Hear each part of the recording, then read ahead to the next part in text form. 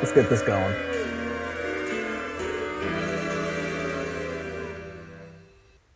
That's right. Good evening. This is the DeGents podcast. No, we're not distinguished this week. We've been absolutely horrible this week. So that's a preview of what's coming. I'm joined, as always, by my man who's about to go to the mecca of sports betting, Big Bucks Beta. Big Bucks, what's going on? Bro, I don't even know where to start here. I'm just completely ashamed of myself. Like, all my locks just down the shitter from the minute the kickoff started. It wasn't even like a couple weeks ago where everything was looking good and I just got caught in the witching hour. This was like, even when the witching hour hit, the games were never going my way. The over under going out, I think it was the third quarter. Like, the minute that happened, I was just like, I'm doomed. And then, God, to watch the Ravens blow it outright was bad. Then, my dog of the week, with a minute to go, they give up the touchdown, but you give Patrick Mahomes 55 seconds. And we all know what happened last time with that game. And, that was only with 13. And hell, even in the half before with 12 seconds, they got in field goal range and managed to get the tie at the half. And then just to watch him throw that pick was just like gut-wrenching. And then I had to end it on Monday night.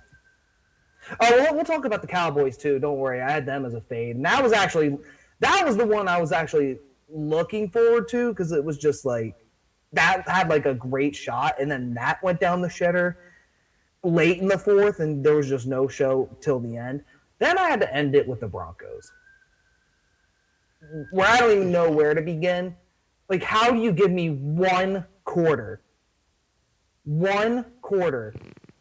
of competency? And then just 3 quarters in an overtime of shit. Yeah, it was a tough week all around. It was strangely enough, my best bets actually went 2-1. Some of you may have checked out the brief sort of recap video that I did on Monday. But yeah, my best bets, the Bills' best bet, and certainly there will be two Cinerator. There will be a payoff of that Cinerator bet forthcoming. Yes, sir. And also, that will be paid in full. Yeah, at the next meeting. And also, a good bet I made was New England, my dog of the week. And then, other than those two picks, I mean, it was just a brutal week. And oh yeah, by the way, here we go. For you viewers, if you want to see our week summed up in one picture, that's right, 2 overflowing piles of garbage, 2 trash cans. That's right. Here we go. I'll put it up there again. There you go. There is our week of betting. Embarrassing, pathetic. It's missing a few beer bottles, some tequila shots in there. No, you're 100% right. This was probably the most garbage week I've had this season. I have no excuse. This was horrendous. And we're going to get into the games and we're going to get into why these were terrible picks that I had. But on top of, I mean, I guess we could look at the bright side first and see what I hit well, but there's not a lot of it. Yeah, no, sure. So it's up to you, man, as to how you want to go through this. We'll start with the Thursday game, and this is the one handicap part I got wrong. I said that it couldn't be any worse than the last Thursday night game, and boy, was I fucking wrong. Oh my God, another dreadful game. God damn, does the NFL know how to fucking pick terrible teams? I mean, this was weird because I had Carson Wentz showing up in this game. And even though he was nowhere to found, Justin Fields proved he was a bust. And it makes no sense to me that the NFL world is basically blaming the Chicago organization. But why aren't they blaming Fields for all those throws in the end zone that he could have had as scores? where was the incomplete passes? Where was just the lack of communication The in that miss, the whole miss to Cole Komet was brutal. That was a brutal miss. God, just so wide open. And it was weird because I picked Washington to win. I even picked them to cover the one. And the fact that it came down to that drive and Chicago lost doesn't make this a good win. This was one I probably should have lost. This was one I probably got away with. But, God, I have not been good on the Thursday games. I don't know what it is. Even like when I'm right, it just doesn't feel like a winner. It just feels like you get away with one. And, sometimes that's okay, but this was not one of those days. Yeah, and then Carson Wentz breaks his finger in the game. Now he's out for Yeah, now we got 4 to 6 Taylor weeks. Heineke back. I'm a big fan of Heineke, so I hope he comes out slinging at least a little better than Carson Wentz. I If mean, you, that could. I mean, if you watch that Thursday game, it's not like he could do much worse. So Shit, I said the same thing. I said the same thing last week. I was like, yeah, this can't be the worst Thursday night game we have. And then sure as shit, they found another one that was just as bad, if not worse. I think Cardinal Saints will be better though. I have a suspicion that will be a halfway decent game. Well, D Hop is back. The real, and we can get into that handicap later in the episode. I think the key to that is going to be whether, God, Taysom Hill. It's whether he's going to show up as the quarterback. Because if Andy Dalton goes in, what quality are you getting there? But if Taysom's at the start, I mean, do they even have a chance? That's something to get into. But speaking of not having a chance, Tom Brady and the Oh Bucks my went God, to another Pittsburgh. brutal pick. God, here's the thing that I don't get, and this is probably my donkey pick was taking the Bucks to cover, and here's why. For those who have listened to the episodes in the past, I've been down on this team for so fucking long all year. And I talked so much shit on Brady. And I was just like, this guy doesn't have it anymore. Todd Bowles, he sucks as a head coach, but I do love him representing the Mount. So, you know, Yeah, I say it with criticism, not hate. But Todd, like, why did we forget that Todd Bowles was not a good head coach? There's just like no, and literally like now they're literally getting to the point where like, oh well, if he gets Gronkowski back, they'll be good to go. And I'm just like, well, wait a minute, hold that on a minute. The excuses weeks ago were that he didn't have Chris Godwin and that Mike Evans was suspended and that all these people were hurt. And this was the one game he got everybody back, and there was literally nothing left for him to go to, yeah, against one of the league's worst defenses. and just complete no show. Yeah, it was an embarrassing performance by the Buccaneers against a rookie quarterback, and Who got concussed, and then you later bring in Mitch Trubisky, who who you led a still lose touchdown to. drive. Yeah, I'll tell you what. There's a few teams that are running out of excuses. The Buccaneers, the Packers, who I'm sure we'll get to. I was gonna Um, get to them. Well, I guess we could get into the. I was gonna get to your fate of the week next, but I mean, we could go. I actually would rather go to the Packers first because I have the same sentiment here. Where yeah, these teams are running out of excuses. Enough is enough. They're 3-3 after 6 weeks. It's time for them to either start playing football or moving aside. well, and the Packers too. Like this was the game.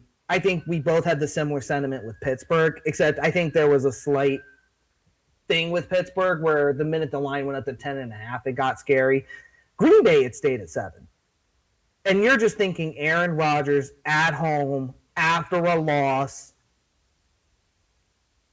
everything stat wise, everything historically just said take the Packers. And I was a dum dum and I went with that. Again, not realizing we've been shitting on the Packers for 2 weeks.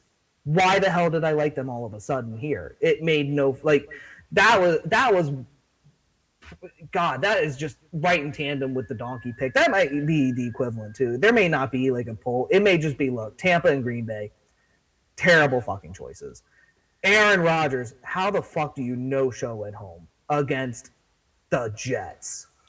It wasn't like Zach Wilson did anything either. That's the crazy thing.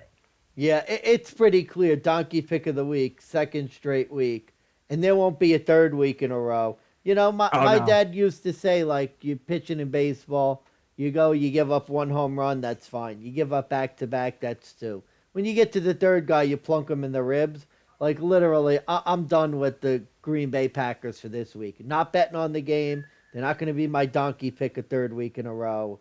nope. Not happening. Yeah, that was God, terrible. this is, and again, this is what I'm ashamed of. Like, I think the one lesson here that we could tell everybody is consistency is key. If you consistently are down on a team, you need to stay consistent, because the minute you do like what we did and we just decided all of a sudden we think they get the best matchups ever to rebound, it's like you throw everything else they did in the past out the Yeah. window. Yeah, I'm like that guy who bids on the penny stock and is just waiting for it to bounce up, and it just never does. It's like, oh, the Packers are going to figure it out eventually.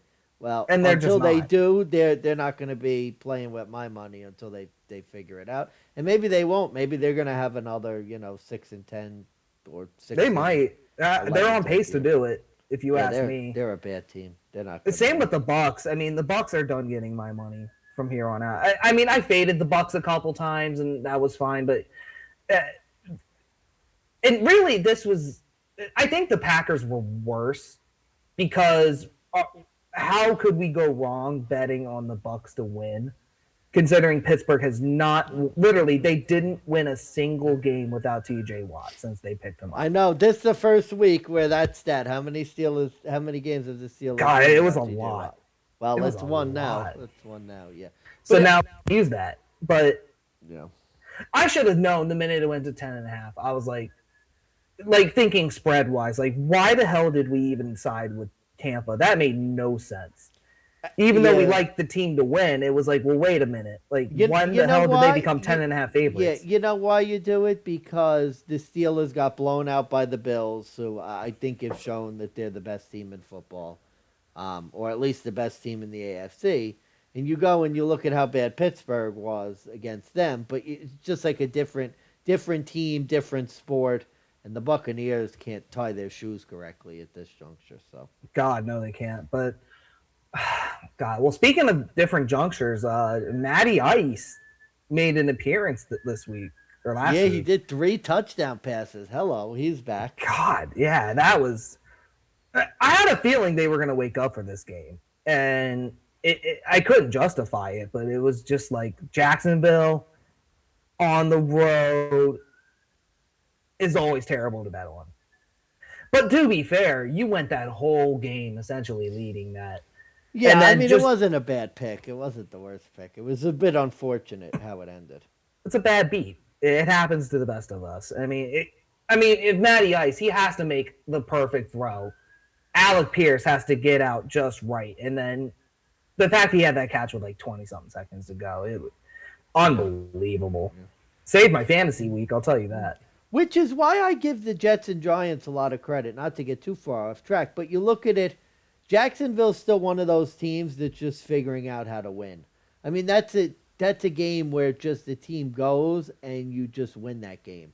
And they just couldn't finish the game off. They get a big lead, they let the Colts come back, they have a lead late, and they just, that defense that got a lot of love earlier in the year is starting to not be very good, and they weren't very good They're giving up last a week. lot of points lately. And the press rush, remember a few weeks ago, oh, Saxonville is back, Saxonville is back.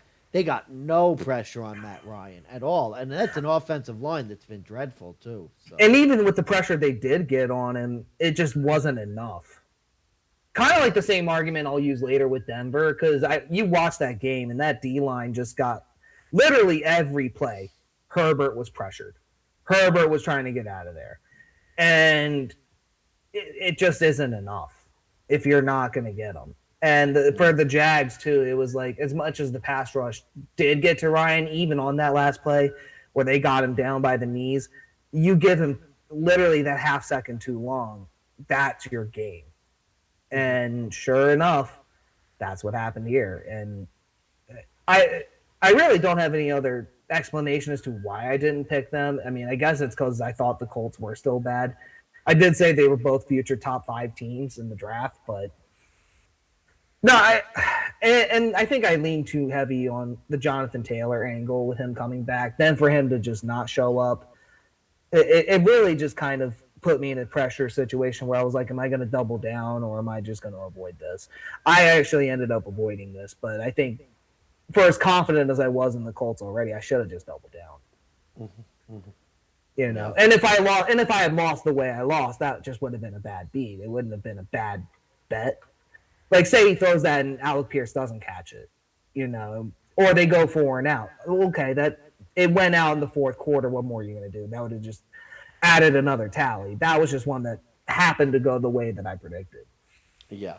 Yeah. Your best bet though, New England at Cleveland. I mean, was there any No. worry that that wasn't going to go your way? Because that was just abysmal by Cleveland. Yeah. No. Like I said, all apologies to Belichick. He doubted him earlier in the year. Not really even so much him, just his ability. He could be the best coach in the world. You need the horses to run the race. And I mean, this guy, he pulls Bailey Zappi. I wouldn't have, I couldn't have spotted Bailey Zappi out of a lineup. Now the kid's 2-0. The team's starting to play well. They just demolished Cleveland. I think they have the Bears on Monday night. I mean, this team is just, you want to talk about a team that could very easily start being competitive. It's right there for them with games against, I think, the Bears, and then they have the Jets next week. So They had like the easiest next 3 weeks, and they're going to say Belichick's going to take this record here for most wins as a coach. It's literally impending at this point. yeah, Mac Jones may be coming back. Now there were people who were talking about Bailey Zappi being the starter moving forward. I don't know about that. Uh, I personally haven't seen enough from the kid to justify the switch, but I mean, they said the same thing about Tom Brady, and next thing you know, he's the GOAT. So I think moving forward, it's one of those weird situations where you look at Dallas, for example, and you had handicapped at one point and said that Dallas is going to go and win as much as they can, and then the last game they're going to drop before Dak comes back, and that way there's no quarterback controversy. Dak will just come back, lead the team. I think this is a similar situation. I just don't know if the Patriots drop it to the Jets yet. My fear is that I haven't seen enough in the Patriots offense other than Ramondre Stevenson. And I wonder if you're the Jets, you have two of the best top young rookie corners in the league. So passing isn't going to be a worry. It's going to be able to stop the rush. Well, I think Mike might be back for that game. The next game's against the Bears Monday night, so I think they play the Bears Monday night this week. Yep. And that's one of those games very easy. God. Very winnable, sort of. God, that's another Thursday night shit team coming back on prime time for Monday. Yeah, I don't know how the Bears are on my... And yeah, I think the primetime games this week are not very good. I forgot it exactly. Do you remember offhand who's playing Sunday? I got it right here real quick. That goes to show you how bad the primetime schedule is. Sunday night it's Pittsburgh at Miami with the return of Jesus Tua. Christ, are you kidding me? God, yeah. I guess the return of Tua may be interesting, but other than that, I mean, is Pickett even going to play? Are we going to get Mitch Trubisky Sunday Night Football? I mean, come on. It sounds like Mitch is going to be playing, if you ask me, but Yeah, boy. Well, I don't know. I'm not excited for these games for 7 as far as like watching, but I think as far as like betting and gambling, I think there's going to be a lot of. It's these kind of games you get in week 7 that if you really play it right, you could really profit real quickly. yeah, well, Especially with the way they set some of these. You're going to be in the place to do it, so. Yeah, this is what we call taking a bye week and returning to Mecca and taking a pilgrimage to get right after the abysmal performance I had last week. Yeah, we were joking about it. Big Bucks needs to go into the desert and find himself. Yeah, God. May the handicapped gods be with us. Baltimore at the Giants, man. Oh my God. God, is the Ravens a bad team? They have an overrated quarterback. Yeah. The hot take of the week, I guess.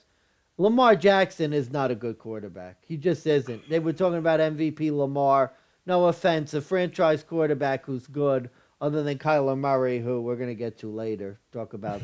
We have a few thieves on this segment, but yeah, Lamar Jackson is. You can't make that interception up 20-17. You throw an errant pass on your own 20-yard line, interception, easy touchdown for the Giants. You're trying to win a Yeah, game on the road. You can't be doing stuff like that. It's really well, not he was acceptable. just nowhere to be found for most of that game, if you ask me. Like, he had a couple drives that were decent, but for the most part, Lamar just was like nowhere to be found. At least the Lamar of old, who would just like run 100 yards a game, throw Mark Andrews 100 yards, get the bullshit touchdowns.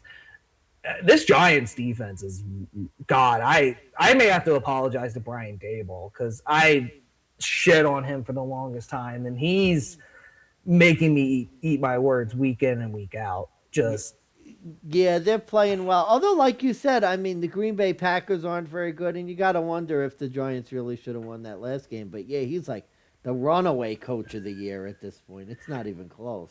not at all. And the fact you're making Daniel Jones look competent is a feat in and of itself. But I love what Dayball's doing. I love how he's winning these games. He's not afraid to keep it close. He's not afraid to make the gutsy calls. And he's doing it with who he has. It's just utterly phenomenal. Yeah, But I'm just concerned, real quick. I'm just concerned about teams like the Giants, the Jets, the Cowboys you saw against the Eagles. There are a lot of teams that are sort of just winning with competent football. Their quarterback's not really doing a whole lot. And I'm just wondering how long that's really going to last. I mean, I think you saw with Dallas, they won on the strength of their defense, timely turnovers, and Cooper Rush just sort of being like a ho hum quarterback. Is that something that's really going to be a long term formula for winning? well, I'm going to give you three examples, and I'm going to explain why I think it will work for the long haul. Whether it works for the Super Bowl is another argument. But let's take Daniel Jones. Is he doing a lot? No. But who's his head coach? Dayball. And Dayball is proving back to back he's doing really good. The Jets, a little bit differently. It's Robert Saleh. He's had a lot of chrisms, rightfully so. You're looking at that defense, though. And again, same with the Giants. You look at their defense, and that defense is getting all the right stops. They're doing all the right things. They're getting the necessary turnovers they need to get. Same with the Jets. And say what you will about the Jets. I don't think they have played great teams this season.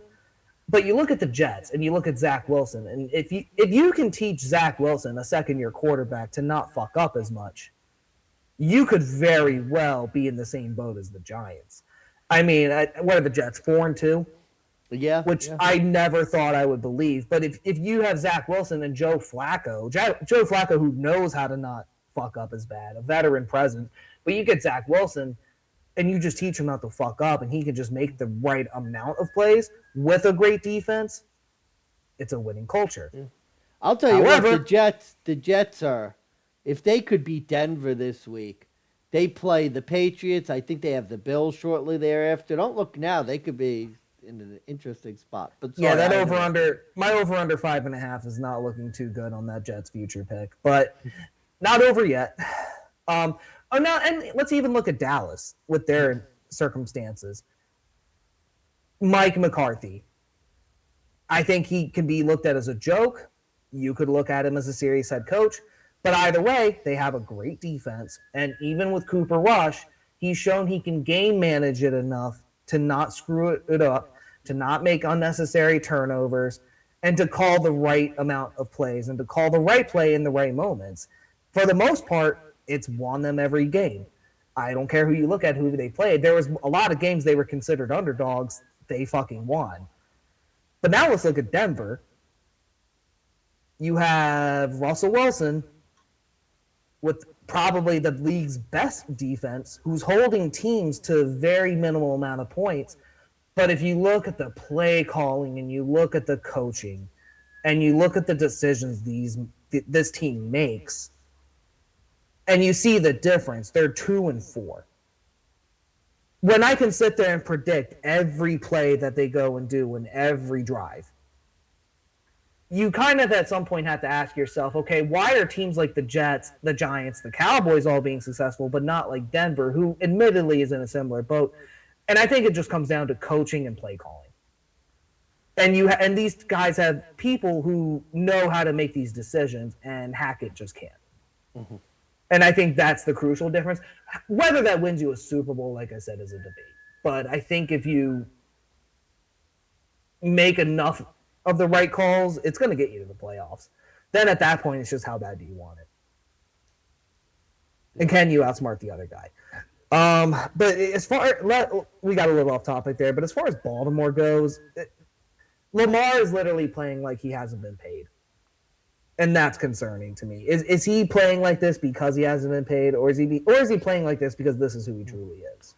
Well, I mean, I think you look the last couple of years, and normally in a contract year, people play better. So, which is odd, yeah. I mean, but what's Baltimore going to do? Like, they could let him go, but is Baltimore really going to let Lamar Jackson go? I mean, are they going anywhere are they going anywhere? They're 3-3 right now. Yeah, I guess you got to worry how much further backwards they want to go. You got to wonder, really, Harbaugh, that whole team sort of. They're in an interesting spot where they're just kind of. There's a lot of. They're at a crossroads where you have Harbaugh, you have Lamar Jackson. What do you want to do? It's going to be interesting to see how the rest of the year shakes out for them. For sure. I'll go to the next game. My apologies to the Atlanta Falcons. I picked them to win the spread. I didn't pick them to win the game.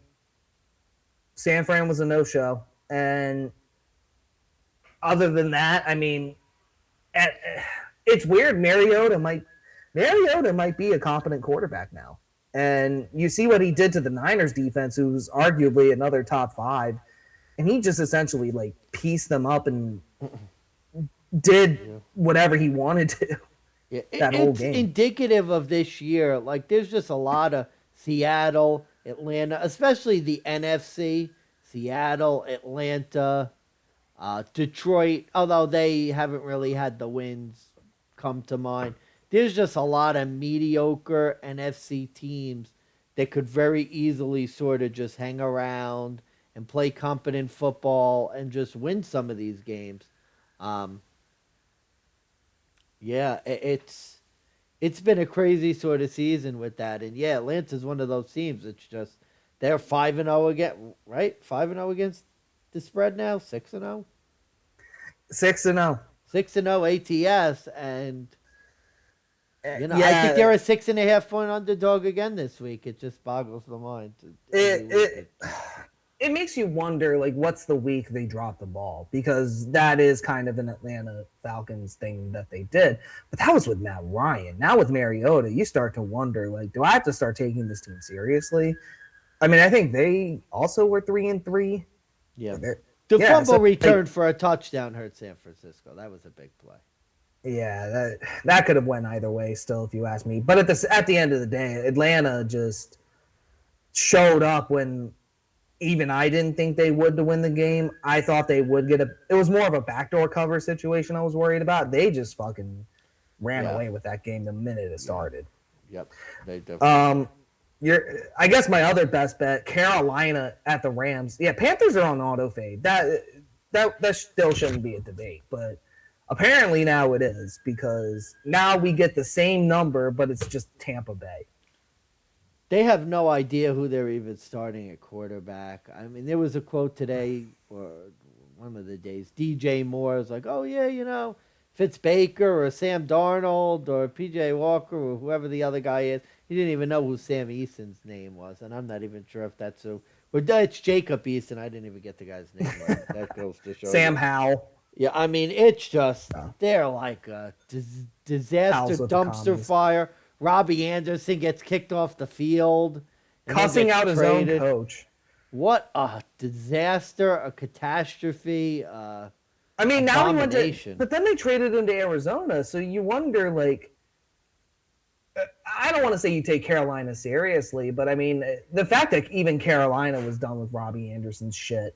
Who, let's be real, why is this clown talking shit? Why is Krusty the Clown talking shit to the Panthers organization? What the fuck has he done? I'll tell you what, man. He had a promising start with the Jets, with the young Sam Darnold, and just like I remember he cooked up the Broncos when they showed up the 1 week. And for real, man. And it's like just as Sam Darnold's career's faded away, Robbie Anderson has become a nothing. I drafted him in fantasy 2 years ago, did nothing. I mean, the guy's just completely sort of, his career is like sputtering into the abyss. Yeah, Krusty the Clown needs to go. I'm sorry. Like, there's literally younger talent who's not going to fight with your coaching staff. I think it's called the that XFL. will probably cost less money.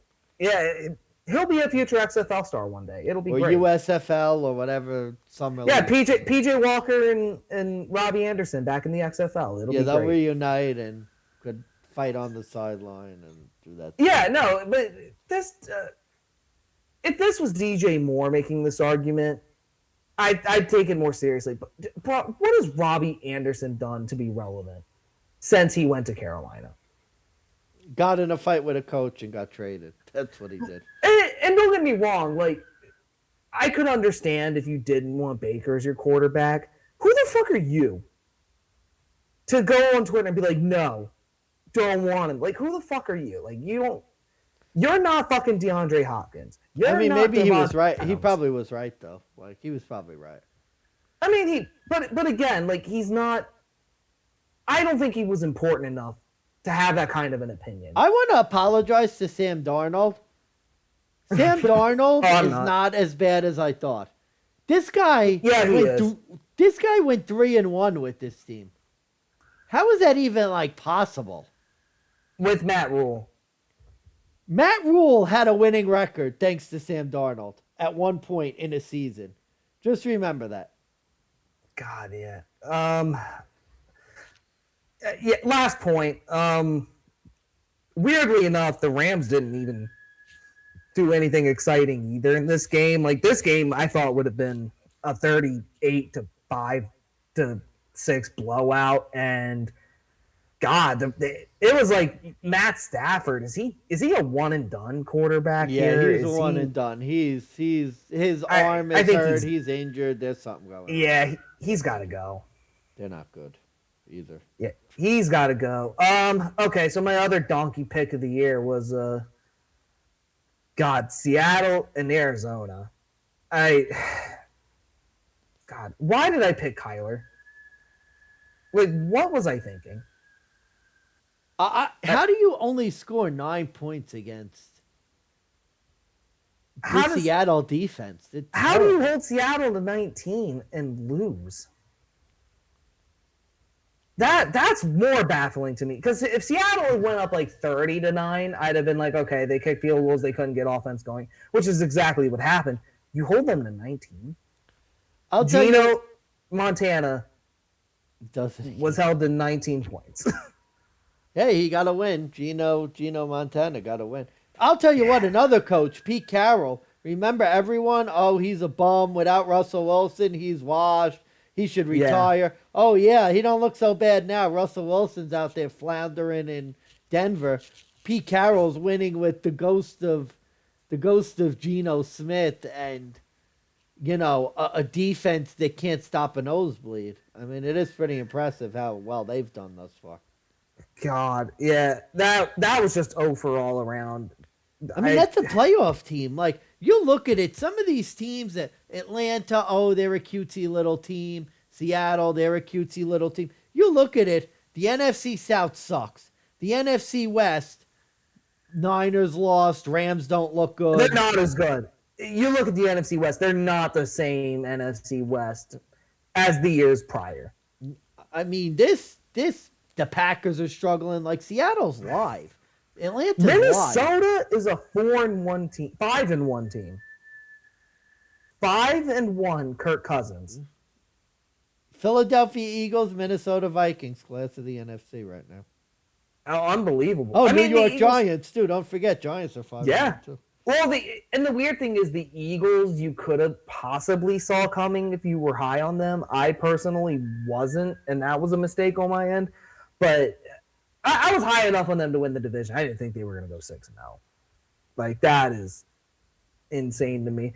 But no, you're right. It's like the NFC teams you thought weren't going to be good are doing way above expectations, and the ones that you thought were going to be the front runners have just been absolute Yeah. dog shit. Although I think you're going to see in this next quarterback draft, there's going to be a lot of good quarterbacks going to the NFC because there's nothing in that conference. Well, you got a lot of quarterbacks that are retiring. You have a lot of journeyman quarterback that aren't necessarily the piece that the franchise wants. They're going to be replaced. Um, it'll be interesting the next time around. I mean, Kirk Cousins is getting up there. We already mentioned Matt Stafford, but I mean, you also think about it this way too. Like Jared Goff with the Lions, I don't think he's the answer. I don't think he's going to be there for long. You look at the Niners, you wonder if Trey Lance is actually going to take shit over, or if they're going to have to scrap that and start all over. Dallas with Dak Prescott, he's going to be there for a while. I think that'll be okay. Tampa Bay, I mean, you got to think that Tom Brady's not going to last longer. Yeah. You're 100% right. A lot of these guys are going to go to the NFC. Yeah, I think there's a lot of quarterbacks. I'm wondering Lamar Jackson Washington, in the NFC. Yeah, Washington's going to have space. There's going to be a lot of teams, definitely. definitely. But I'll tell you two teams that won't have to worry about that: Buffalo and Kansas City. See, to me, this was your donkey pick because I don't think it was the donkey pick, but it was rough. I mean, there were worse picks, I guess, that you made. Like Packers were really bad, Cardinals. Yeah. But this, to me, like, I don't know, man. Doing a double incinerator best bet with me when you were 0-4 on the year and just. Well, this was kind of like what you said. This was the one where, like, if I was going to get you to go out on your shield, this was going to be the game.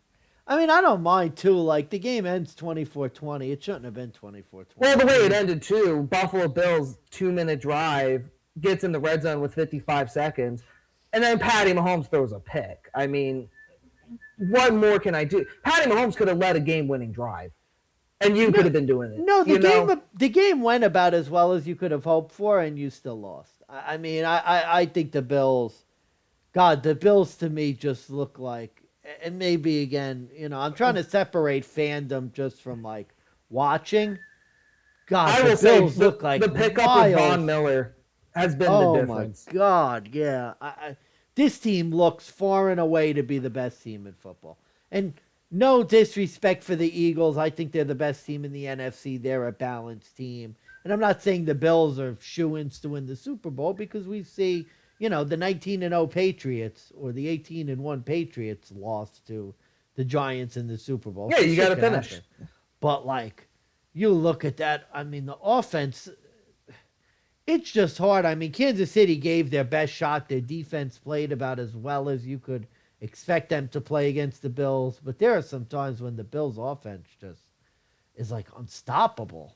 I mean, they don't punt. It's like they're playing a different game. It's like they're playing on Madden sometimes. It's crazy. No, it's absurd how good the Bills are. And again, this was, in a weird way, and you can say what you will, this was a bet I would make time and time again. Because I think in reality, if I got this game 10 times, I think Chiefs get it most of the time. At least, I think 60, like 6 out of 10. But it's... I mean, what else can I say? It was such a good game. And I even said, like, it was a great game. And I was like, honestly, I kind of hope Kansas City lost. I got to be careful what I wish for if I'm talking about losing. Well, you were hoping that Denver was going to win, and then they... Yeah, but, Denver just ate shit. And there's not much more I can say for Kansas City. I wonder how many people are going to fade them next week when they go to the Niners because of this loss. And I think that's going to be a great mistake. Yeah, that's an interesting game. I don't know if I like that game at all. I was looking at that before, and I don't know. I don't know how I feel about that game. Yeah. How did you feel? Okay, so I know we kind of briefly talked over the Sunday night game. How did you feel about it? Dallas at Philly. I like Dallas plus the 6.5, which is where I got it at. I originally liked it at 5. So I got an extra point and a half. I thought it was a smart bet, and Yeah, it's kind of a tough.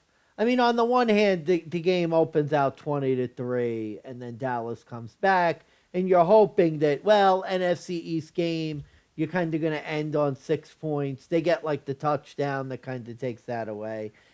I guess the key takeaway from that is, like I said before, I think there's just some teams that have been very reliant on this sort of old school football to try and just be competent. And I think when you start playing, you see there are some teams in the league. It's like if you're going to play against the Eagles, the Chiefs, the Bills, even the Chargers, I would say, because Denver did a lot of that too.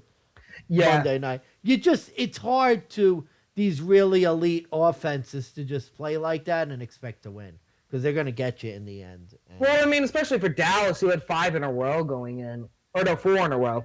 They had 4 games in a row going in with that mentality, and we're getting wins, especially against some higher quality teams.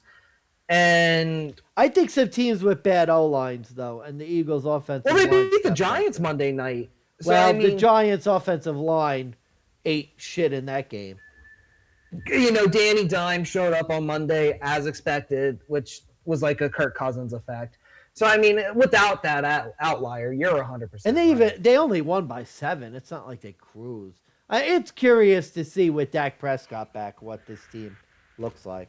I think they do.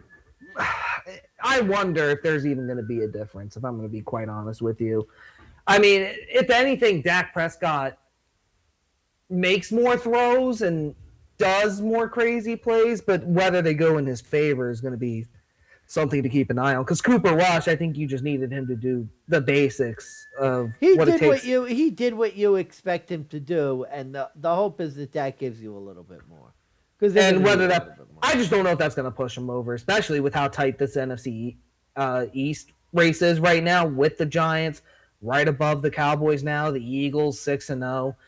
God, it's crazy to think that in 2 games it could completely flip on its head. Yeah, yeah. And now But we'll see. Dallas third place. I mean, if you look at it, so Yeah. I mean, it's not like Washington's in competition right now or going to be for the next foreseeable future, but I mean, that's such a tight race as it oh, is. there's Caitlin. Hello, Caitlin, the star of the DeGents podcast. Mansman says hello. Hey. What are you looking for? This is your mid video break brought to you by Brought to you by Goldschlager. The taste of Goldschlager. victory. Taste of victory. Taste. We're not going to be tasting for quite a while. Mm-mm. No, sir. But anyway, yeah. God, Yeah, you've been putting it off. You got to get into it now. bro. What? I don't even know what to make of this game. Like, you get the first quarter, and Ross actually shows up, and I'm sitting here thinking, like, holy shit! Like, that unofficial handicap is starting to look good. All this fucking effort, all this work I put into, like, actually doing statistics, actually looking into statistics, actually looking into research. Is that shit going to go out the window over some bullshit spiel I went on? And God, he went 10 for 10, 115 yards. He threw that dime to Dulcich was beautiful. was just God, it was beautiful, and it was like literally a breath of fresh air. As a Broncos fan, I'm like, wow, that's the Russell Wilson we paid for.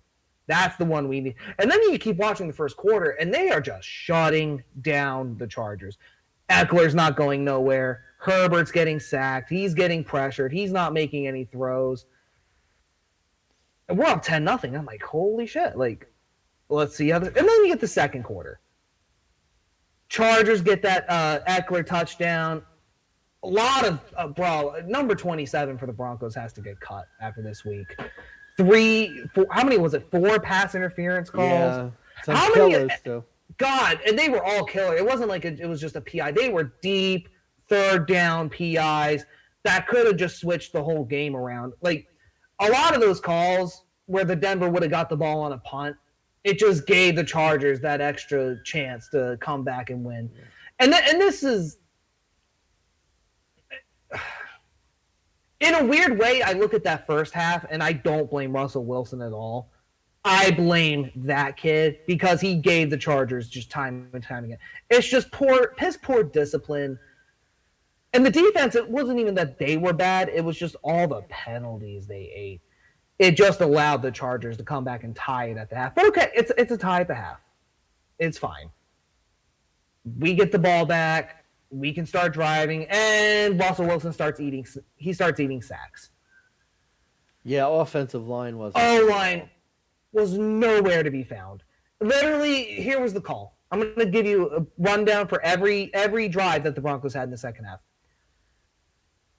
Latavius Murray, halfback draw. Bubble screen to either Cortland Sutton or to Jerry Jeudy. And then we're going to set up like a 4-vert situation or maybe like a PA crossovers. And, oh my God, in 2 seconds, Russell Wilson's on the ground. And then all of a sudden, it's like, okay, what's Denver's defense going to do? And somehow, they just keep shutting him down. They just keep getting punts. They keep getting the ball back. And then Denver runs the same plays over and over and over to fuck again. And Jesus Christ, like, Nathaniel Hackett, like, I think he needs to go. Like, this unoriginal, uninspired, Play-Doh-looking motherfucker who can't count time. Just also can't fucking make good play calls either. I don't know how the fuck he had a job in Why Green didn't they Bay kick that 57-yarder? You know, I wondered that, but at the same time, I also said, you know what? We gave this team shit week 1 for kicking a 64-yarder on the road. If McManus misses a 57-yarder, do they get that same criticism? I guess it didn't matter because I think there was an issue where, they threw the interception right after it, and then the Broncos got a field goal anyway. So I guess it didn't really matter. Yeah. And your defense was shutting him down, so I think I didn't mind the punt in the sense that like our defense was doing well enough. But I don't know why you don't kick the 57-yarder. You did get the field goal anyway, so but that's all null and void. Russell Wilson, there were pictures online. You've probably seen them. Knowing how big of a Broncos fan you, guys are wide open that he's missing. Wide open. Bro, that's been the pain point of this whole year. It's that Russell Wilson can't make reads. Hackett can't make the right play calls.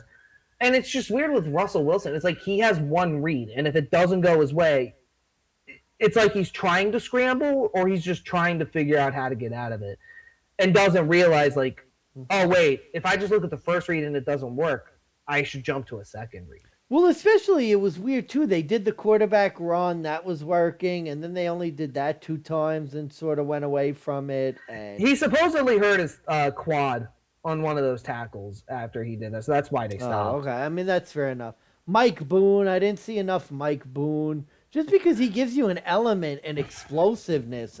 This Denver team is just very boring on offense. Cracker. Like white ass cracker bullshit. Like they need more KJ Hamler. Where's the guy who's just a speed demon burning the defense?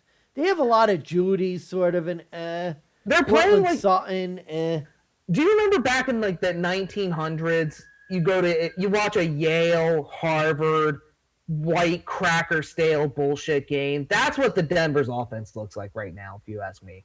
Just this bland, boring ass, stale, pathetic team. And Russell Wilson, he may have robbed the Broncos of $270 million, but we're a Walmart company now, so I really have no sympathy because it sounds like they're making Walmart-ass decisions. I don't really know what else to say at this point that I haven't already said. I mean, Melvin Gordon probably took his last snap. Thank fuck. I'm done with him. Yeah, I think I'm ready for him to go. Latavius Murray showed he can do it better than Melvin, and he doesn't even have to put in 100%. And Melvin's literally sitting on the sideline shaking his head. And I'm like, well, bro, maybe don't fumble the ball 5 fucking times in a season. Maybe you're not in this position. You know, I'm shaking my head, too, with the play calls. But, like, God, what? It looks like Drew Lock's out there. I mean, Drew Lock could do what Russell Wilson. He really – I said that at the beginning of the year. I was like, why are we overpaying for Drew Lock Jr.?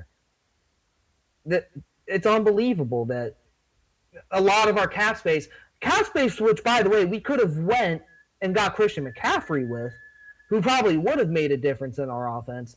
Now we have to fucking spend it on Russell Wilson and Latavius Murray. And like I said in the previous recap about the Broncos, these are the kind of fucking decisions that set us back time and time again, where we just don't know how to pick players, and we just waste money and cap space and resources and time on the wrong people. And you start to wonder now that we've given up essentially our first round draft pick for this next coming year, all this money, you start to wonder, like, I mean, how much is this going to set us back? Are we about to be the new Jets? Well, especially too the way you're going, it could be a top 10 draft pick. I mean, yep, absolutely. So yeah, yeah. I mean, what else did you have for the game? Otherwise, this just doesn't feel like a game Denver normally should have lost. I feel like Denver. If you, God, it's so weird that I feel like if Drew Lock was there, I think Drew does enough to win us this game. My takeaway from the game, and I think I told you this before, off air, was this is really a type of game where you're watching it and this game's going to end. It's going to be a muffed punt, a blocked punt, blocked field goal, some sort of ridiculous turnover. Like, because you looked at those two offenses at the end of the game, and neither one of them could do anything. And Denver's defense is really good. Curious to see how they look against the Jets. But yeah, it was a struggle, especially the second half. Just bad offensive football. Yeah, no, it was like, it's weird because it's like the defense did everything right and the offense could do nothing. Yeah, and that's what it was. That was killer. It's not like I really should be more mad. It was just like it just depletes you as a fan watching that kind of game. It's just, bro. Bill's drought years, it was the same thing. Like, you watch and it's like you look at teams like back then, the New England Patriots, the Indianapolis Colts, the Broncos when you had Peyton Manning in the beginning. You're looking, and then you look at your team that can't score 20 points in a game, and you're like, I'm not even watching the NFL.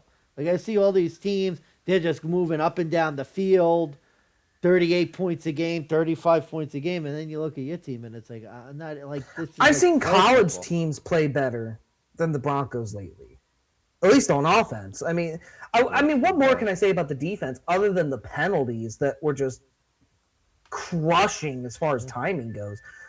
Like, 27, I know he's a rookie, and I know you're bound to make mistakes. Those were like the worst mistakes you could have made. Well, I think it comes to a point where, especially too, like as a defense, it's third down, and especially these third and longs, you're literally telling them, look, just don't touch the guys, because these third and long plays, these teams are just looking for flags, and especially with that crew last night that was throwing so many. Again, half the time they're just going and heaving the ball downfield, hoping for an illegal contact, a holding, something like that. So, and every time they got it, you're right. It was like the Chargers were playing for flags, not for points or for even yards. It was, and it was unbelievable. They won that game, and you're exactly right. Off a muffed punt of all the fucking. And the minute that happened, I was like, this is over. Like, yeah, you lost to a crippled kicker. Are you fucking kidding? You lost to a cripple. Like, Denver should have nothing positive to come out of that game with. I don't care how much better they looked in one quarter of football. You don't finish the job. You don't show up for the rest of the game. There's nothing positive. Yeah. You lost to a cripple. That's my takeaway. You lost to a cripple. Yeah. So I guess we've gone through every game. You want to do a quick rundown of just, maybe your best bet of the week, worst bet of the week, or donkey pick of the week, and then your overall record? Yeah, sure. We'll do that. And then if you got some time, like I said, I was going to take a bye week this week just to collect myself, get it together. But I do have the Thursday night game ready if we want to give the people a little bit of a bonus here, but we'll start with the best bet, worst bets records. We'll go from there. Um, God, I don't even know what to say. My best picks. I don't even want to say best bets. My best picks: Indy, Minnesota, and the Rams, each to cover. Um, Indy was probably the best out of the three. Minnesota, I know we didn't really talk about it, but that game was not that good either. I wasn't nearly impressed. Indy kind of came away with it, was a good back and forth game. Rams, I wasn't necessarily impressed with, but when the Panthers were on auto fade, it was just kind of a default pick. Um, God, donkey pick. Arizona's got to be up there. I think Green Bay -7 was the donkey pick of the week for me. I'll put that between Green Bay and Arizona at -2.5. Because the Ravens, I think I had every right to take them, and considering Lamar was 12-0 against the NFC up till then, I can't beat myself up over that too bad. Um, records, here we go. I have not updated this. So for the spreads, I'm 6-8. Money line was 4-10, Ugh. which is not what you want to see. Not what Over unders 8-6. So I actually did improve from last week, but not what I necessarily want to see. Yeah, gotcha. But yeah, spreads, I went 6-8. That puts me at 40, 43, and 1 for the year on the spreads. 44, 46. Sorry, let me repeat that. 47, 46, and 1 on the money line. And then 44 and 50 on the over-unders. Yeah. Okay. I'll keep mine brief because there's not much to really celebrate here. But I love the Bills pick, but clear best bet of the week turned out to be my underdog of the week. That was the New England Patriots, who were just, like we said before, never really in doubt. So that was probably my best bet of the week. Donkey pick of the week. You kind of took mine with the Green Bay Packers. I think that was the fairly obvious one. I'll take Arizona. I'll take Arizona as a donkey pick because I'm trying to. I'm trying to think of what another one was that was really really bad. Tampa Um, Bay was rough. yeah, maybe Tampa Bay was the other one, but yeah, Green Bay, Tampa Bay. I guess those would be my two sort of donkeys of the week that I felt pretty good about. ATS this week, after 3 or 4 weeks of consistent sort of close to 50%, Oh, 4-10 ATS this week. That's Just brutal. a brutal kill to the ATS record. Money line 7-7, so a little bit better. I have to make Overall, I have to make an adjustment real quick because I goofed on the money lines here. oh, did you do better than you said or worse? I did. I actually went 5-9, not 4-10. Not Oh, like it there makes you a go. Hey, not you like it need makes a that one. fucking difference, but You need that win, buddy. You need that win. So yeah, overall ATS record for me, I can't even call myself money management anymore. 40, 52, and 2 ATS. Just two really bad weeks that have just completely sort of, it's been a story really. 2 bad weeks, 4 decent weeks. That gets you to 12 below 500. Money line, again, I think I've only been counting those for the past 3 weeks. 23 and 23 on the money line. So that's the story when it comes to that. So do we want to go and do a quick Thursday night Thursday night football handicap yeah, let's video? All right. I'll give the people something. I doubt they're interested in my Thursday night picks, considering my record. But you know what? Like, I do want to, considering I will be out there and I probably will be catching in this game. I do want to at least get your thoughts on it. Yeah, sure, sure. And I did get a chance to handicap that one, so that's Yeah, so let's go. So Thursday night, we got New Orleans. They're traveling to the Cardinals. Short rest Thursday night. Unknown right now who's going to be at quarterback, whether it'll be Andy Dalton or Taysom Hill. They're going in at 1.5 point spread. Underdogs plus 100 on the money line. Over unders at 44.5. Return of D Hop. is also another key factor here. But is this going to be another ugly ass Thursday night game? No, I think this one will be a little better. I expect it to be a relatively close game, really, no matter who's been at quarterback. It's interesting because New Orleans' offense has been pretty good, defense hasn't been great. The Cardinals have sort of just been mediocre throughout. I think maybe again, it's two close teams. I don't like the fact that Hopkins is back because I think the Cardinals are a lot better with Hopkins in the lineup. Not sure what's going to happen with Anderson if he's going to be in the lineup either or not. But kind of the stats that sort of make me lean towards New Orleans. Although, again, not really confident, don't know who the quarterback is. That's definitely an issue. Cardinals haven't covered 4 of their last 5 on Thursday. And they've also lost 8 straight games at home. We talked about it that the Cardinals are a much better road team than they are a home team. Um, Thursday night football, close game, two sort of even teams. You know me, when in doubt, take the points. So why not New Orleans plus 1.5? But not really confident just because of a lot of the questions of what are the Cardinals going to look like with Murray? What are the Saints going to look like with potentially Taysom Hill as their, you know, feature quarterback or starting quarterback, if need be? Yeah, I'm kind of right there with you. I'll throw out this quick stat. Kyler Murray with DeAndre Hopkins is 16-10.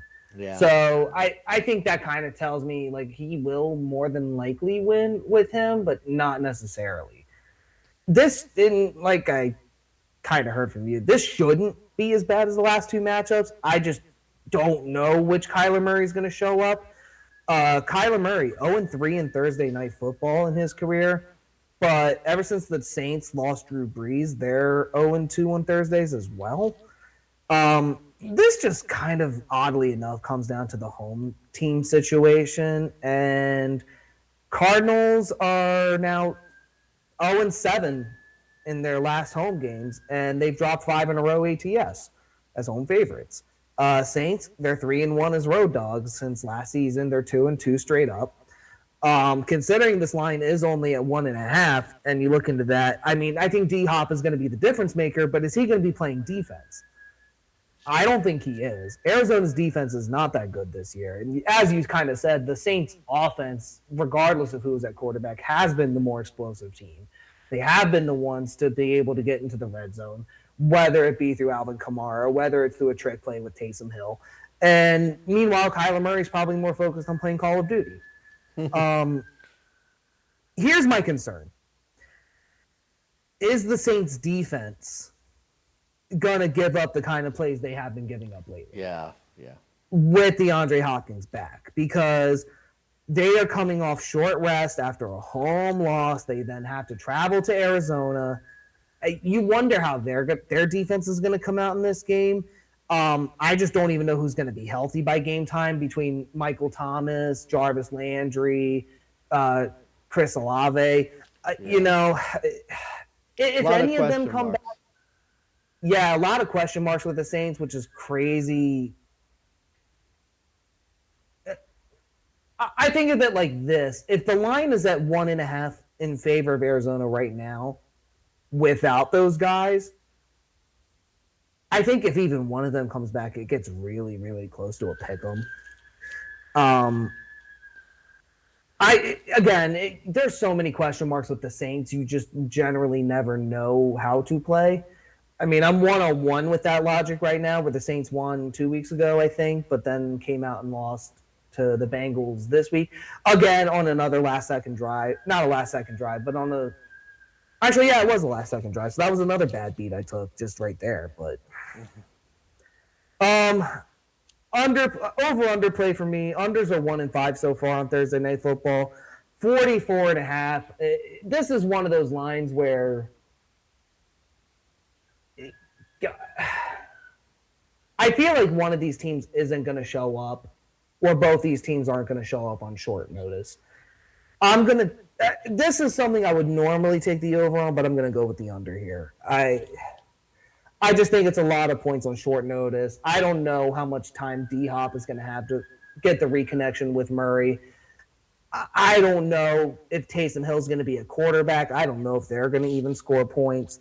So I'm just going to go with the trend in that sense. But, otherwise, this hopefully will be a better Thursday night game, but we'll see. Yeah. No, we certainly will. We certainly will. So yeah, no, thanks for doing the Thursday podcast. Um, Yeah, like man. like you said, it's a bye week for Big Bucks Beta. Just be on the Sorry, guys. lookout. Oh no, no need to apologize, man. You're gonna be living it out in Vegas, so good for you. I may Yeah, I'm gonna do my best to get some nuggets out there for the people if I come across anything well. Um, I'll throw real quick. I will eventually throw out my. I do have a favorite of the week. I'll throw that out there later as time goes on. Um, but yeah, it's going to be a very unconventional week, and yeah, the after last week, I just yeah yeah need to step back. yeah. So Big Bucks is gonna go. He's gonna do his thing in Vegas. Certainly, safe travels to you. Have a good Thank you, time. sir.